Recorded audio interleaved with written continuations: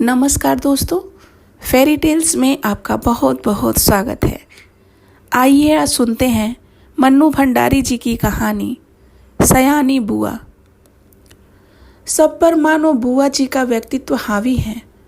सारा काम वहाँ इतनी व्यवस्था से होता है जैसे सब मशीनें हों जो कायदे में बंधी बिना रुकावट अपना काम किए चली जा रही हैं। ठीक 5 बजे सब लोग उठ जाते, फिर 1 घंटा बाहर मैदान में टहलना होता। उसके बाद चाय दूध होता। उसके बाद अन्नू को पढ़ने के लिए बैठना होता। भाई साहब भी तब अखबार और ऑफिस की फाइलें आदि देखा करते। 9 बजते ही नहाना शुरू होता। जो कपड़े बुआ जी निकाल दें वही पहनने होते। फिर कायदे से आकर मेज पर बैठ जाओ और खाकर काम पर जाओ। सयानी बुआ का नाम वास्तव में ही सयानी था। या उनके सयानेपन को देखकर लोग उन्हें सयानी कहने लगे थे, सो तो मैं आज भी नहीं जानती। पर इतना अवश्य कहूँगी कि जिसने भी उनका ये नाम रखा था वह नामकरण विद्या का अवश्य पारखी रहा होगा।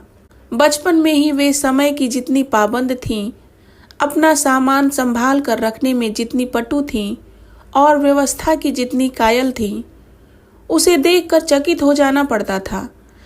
कहते हैं जो पेंसिल वे एक बार खरीदती थीं वह जब तक इतनी छोटी न हो जाती कि उनकी पकड़ में भी न आए तब तक उससे काम लेती थीं। क्या मजाल कि वह कभी खो जाए या बार बार नोक टूट कर समय से पहले ही समाप्त हो जाए। जो रबर उन्होंने 4ठी कक्षा में खरीदी थी उसे 9वीं कक्षा में आकर समाप्त कर दिया। उम्र के साथ साथ उनकी आवश्यकता से अधिक चतुराई भी प्रौढ़ता धारण करती गई और फिर बुआ जी के जीवन में इतनी अधिक घुल मिल गई कि उसे अलग करके बुआ जी की कल्पना ही नहीं की जा सकती थी। उनकी एक एक बात पिताजी हम लोगों के सामने उदाहरण के रूप में रखते थे, जिसे सुनकर हम सभी खैर मनाया करते थे कि भगवान करे वे ससुराल में ही रहा करें, वरना हम जैसे अस्त व्यस्त और अव्यवस्थित जनों का तो जीना ही हराम हो जाएगा। ऐसी ही सयानी बुआ के पास जाकर पढ़ने का प्रस्ताव जब मेरे सामने रखा गया तो कल्पना कीजिए मुझ पर क्या बीती होगी। मैंने साफ इनकार कर दिया कि मुझे आगे पढ़ना ही नहीं। पर पिताजी मेरे पढ़ाई के विषय में इतने सतर्क थे कि उन्होंने समझाकर, डांटकर और प्यार दुलार से मुझे राजी कर लिया। सच में राजी तो क्या कर लिया, समझिए अपनी इच्छा पूरी करने के लिए बाध्य कर दिया। और भगवान का नाम गुहारते गुहारते मैंने घर से विदा ली और उनके यहाँ पहुँची। इसमें संदेह नहीं कि बुआ जी ने बड़ा स्वागत किया, पर बचपन से उनकी ख्याति सुनते सुनते उनका जो रौद्र रूप मन पर छाया हुआ था उसमें उनका वह प्यार कहाँ तिरोहित हो गया मैं जान ही न पाई। हाँ, बुआ जी के पति जिन्हें हम भाई साहब कहते थे बहुत ही अच्छे स्वभाव के व्यक्ति थे और सबसे अच्छा कोई घर में लगा तो उनकी 5 वर्ष की पुत्री अनु। घर के इस नीरस और यंत्र चालित कार्यक्रम में अपने को फिट करने में मुझे कितना कष्ट उठाना पड़ा और कितना अपने को काटना छांटना पड़ा यह मेरा अंतर्यामी ही जानता है। सबसे अधिक तरस आता था अन्नू पर। वह इस नन्ही सी उम्र में ही प्रौढ़ हो गई थी। न बच्चों का सा उल्लास, न कोई चहचहाहट। एक अज्ञात भय से वह घिरी रहती थी। घर के उस वातावरण में कुछ ही दिनों में मेरी भी सारी हंसी खुशी मारी गई।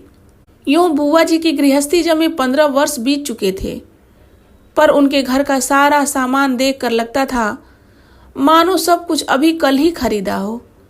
गृहस्थी जमाते समय जो कांच और चीनी के बर्तन उन्होंने खरीदे थे आज भी ज्यों के त्यों थे, जबकि रोज उनका उपयोग होता था। वे सारे बर्तन स्वयं खड़ी होकर साफ करवाती थी। क्या मजाल कोई एक चीज भी तोड़ दे। एक बार नौकर ने सुराही तोड़ दी थी। उस छोटे से छोकरे को उन्होंने इस कसूर पर बहुत पीटा था। तोड़ फोड़ से तो उन्हें सख्त नफरत थी। यह बात उनकी बर्दाश्त के बाहर थी। उन्हें बड़ा गर्व था अपनी इस सुव्यवस्था का। वे अक्सर भाई साहब से कहा करती थीं कि यदि वे इस घर में न आती तो न जाने बेचारे भाई साहब का क्या हाल होता। मैं मन ही मन कहा करती थी कि और चाहे जो भी हाल होता, हम सब मिट्टी के पुतले न होकर कम से कम इंसान तो अवश्य हुए होते। बुआ जी की अत्यधिक सतर्कता और खाने पीने के इतने कंट्रोल के बावजूद अन्नू को बुखार आने लगा। सब प्रकार के उपचार करने कराने में पूरा महीना बीत गया, पर उसका बुखार न उतरा। बुआ जी की परेशानी का पार नहीं, अन्नू एकदम पीली पड़ गई। उसे देखकर मुझे लगता मानो उसके शरीर में ज्वर के कीटाणु नहीं, बुआ जी के भय के कीटाणु दौड़ रहे हैं, जो उसे ग्रसते जा रहे हैं। वह उनसे पीड़ित होकर भी भय के मारे कुछ कह तो सकती नहीं थी, बस सूखती जा रही थी। आखिर डॉक्टरों ने कई प्रकार की परीक्षाओं के बाद राय दी कि बच्ची को पहाड़ पर ले जाया जाए और जितना अधिक उसे प्रसन्न रखा जा सके रखा जाए। सब कुछ उसके मन के अनुसार हो, यही उसका सही इलाज है। पर सच पूछो तो बेचारी का मन बचा ही कहाँ था। भाई साहब के सामने एक विकट समस्या थी।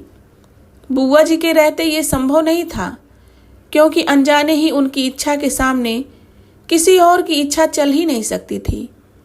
भाई साहब ने शायद सारी बात डॉक्टर के सामने रख दी थी। तभी डॉक्टर ने कहा कि माँ का साथ रहना ठीक नहीं होगा। बुआ जी ने सुना तो बहुत आनाकानी की, पर डॉक्टर की राय के विरुद्ध जाने का साहस वे नहीं कर सकी, सो मन मारकर वहीं रही। जोर शोर से अन्नू के पहाड़ जाने की तैयारी शुरू हुई। पहले दोनों के कपड़ों की लिस्ट बनी, फिर जूतों की, मोजों की, गर्म कपड़ों की, ओढ़ने बिछाने के सामान की, बर्तनों की। हर चीज रखते समय वे भाई साहब को सख्त हिदायत कर देती थी कि एक भी चीज खोनी नहीं चाहिए। देखो, यह फ्रॉक मत खो देना, 7 रुपए मैंने इसकी सिलाई दी है। यह प्याले मत तोड़ देना, वरना 50 रुपए का सेट बिगड़ जाएगा। और हाँ, ग्लास को तुम तुच्छ समझते हो, उसकी परवाह ही नहीं करोगे। पर देखो, ये 15 बरस से मेरे पास है और कहीं खरोच तक नहीं है, तोड़ दिया तो ठीक नहीं होगा। प्रत्येक वस्तु की हिदायत के बाद वे अन्नू पर आईं। वह किस दिन किस समय क्या खाएगी उसका मीनू बना दिया। कब कितना घूमेगी, क्या पहनेगी, सब कुछ निश्चित कर दिया। मैं सोच रही थी कि यहाँ बैठे बैठे ही बुआ जी ने इन्हें ऐसा बांध दिया कि बेचारे अपनी इच्छा के अनुसार क्या खाक करेंगे। सब कह चुकी तो जरा आर्द्र स्वर में बोली, कुछ अपना भी ख्याल रखना, दूध फल बराबर खाते रहना। हिदायतों की इतनी लंबी सूची के बाद भी उन्हें यही कहना पड़ा, जाने तुम लोग मेरे बिना कैसे रहोगे, मेरा तो मन ही नहीं मानता। हाँ, बिना भूले रोज एक चिट्ठी डाल देना। आखिर वह क्षण भी आ पहुंचा जब भाई साहब एक नौकर और अन्नू को लेकर चले गए। बुआ जी ने अन्नू को खूब प्यार किया, रोई भी। उनका रोना मेरे लिए नई बात थी। उसी दिन पहली बार लगा कि उनकी भयंकर कठोरता में कहीं कोमलता भी छिपी है। जब तक तांगा दिखाई देता रहा, वे उसे देखती रहीं।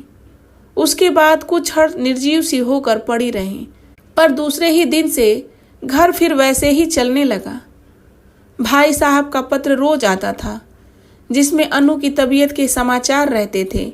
बुआ जी भी रोज एक पत्र लिखती थी, जिसमें अपनी उन मौखिक हिदायतों को लिखित रूप में दोहरा दिया करती थी। पत्रों की तारीख में अंतर रहता था, बात शायद सब में वही रहती थी। मेरे तो मन में आता कि कह दूं, बुआ जी रोज पत्र लिखने का कष्ट क्यों करती हैं।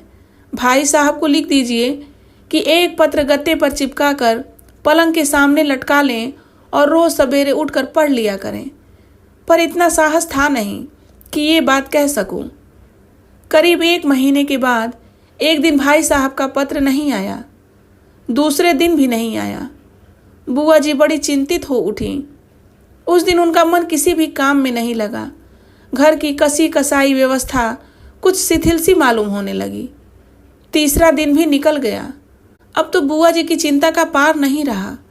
रात को वे मेरे कमरे में आकर सोईं, पर सारी रात दुख स्वप्न देखती रहीं और रोती रहीं, मानो उनका वर्षों से जमा हुआ नारीत्व पिघल पड़ा था और अपने पूरे वेग के साथ बह रहा था।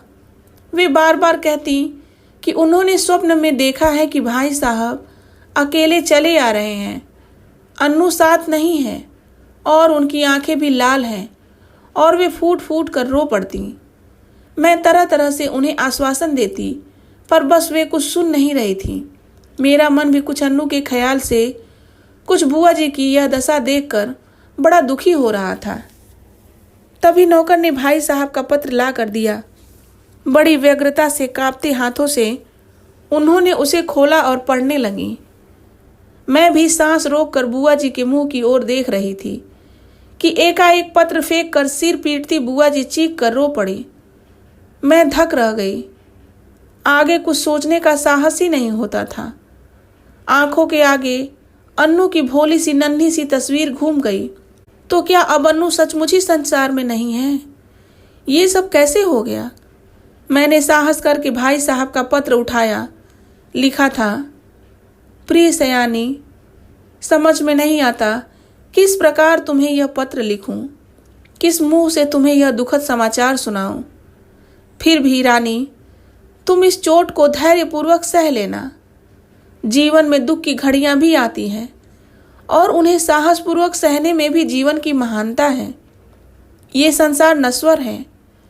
जो बना है वो एक न एक दिन मिटेगा ही। शायद इस तथ्य को सामने रखकर हमारे यहाँ कहा है कि संसार की माया से मोह रखना दुख का मूल है। तुम्हारी इतनी हिदायतों के और अपनी सारी सतर्कता के बावजूद मैं उसे नहीं बचा सका। इसे अपने दुर्भाग्य के अतिरिक्त और क्या कहूँ? यह सब कुछ मेरे ही हाथों होना था। आंसू भारी आंखों के कारण शब्दों का रूप अस्पष्ट से अस्पष्टतर होता जा रहा था और मेरे हाथ कांप रहे थे। अपने जीवन में यह पहला अवसर था जब मैं इस प्रकार किसी की मृत्यु का समाचार पढ़ रही थी। मेरी आंखें शब्दों को पार करती हुई जल्दी जल्दी पत्र के अंतिम हिस्से पर जा पड़ी। धैर्य रखना मेरी रानी। जो कुछ हुआ उसे सहने की और भूलने की कोशिश करना। कल 4 बजे तुम्हारे 50 रुपए वाले सेठ के दोनों प्याले मेरे हाथों से गिरकर टूट गए। अन्नू अच्छी है। शीघ्र ही हम लोग रवाना होने वाले हैं। 1 मिनट तक मैं हतबुद्धि सी खड़ी रही। समझ ही नहीं पाई कि ये क्या से क्या हो गया। यह दूसरा सदमा था। ज्यों ही कुछ समझी मैं जोर से हंस पड़ी। किस प्रकार मैंने बुआ जी को सत्य से अवगत कराया, वह सब मैं कोशिश करके भी नहीं लिख सकूंगी। पर वास्तविकता जानकर बुआ जी भी रोते रोते हंस पड़ी। 5 आने की सुराही तोड़ देने पर नौकर को बुरी तरह पीटने वाली बुआ जी 50 रुपए वाले सेठ के प्याले टूट जाने पर भी हंस रही थीं। दिल खोल कर हंस रही थी, मानो उन्हें स्वर्ग की निधि मिल गई हो। और ये कहानी यहीं समाप्त हो जाती है। दोस्तों, आपको ये कहानी कैसी लगी कमेंट बॉक्स में ज़रूर बताएं। हंसते मुस्कुराते रहिए, अपना ध्यान रखिए। मिलते हैं एक नई कहानी के साथ। धन्यवाद दोस्तों।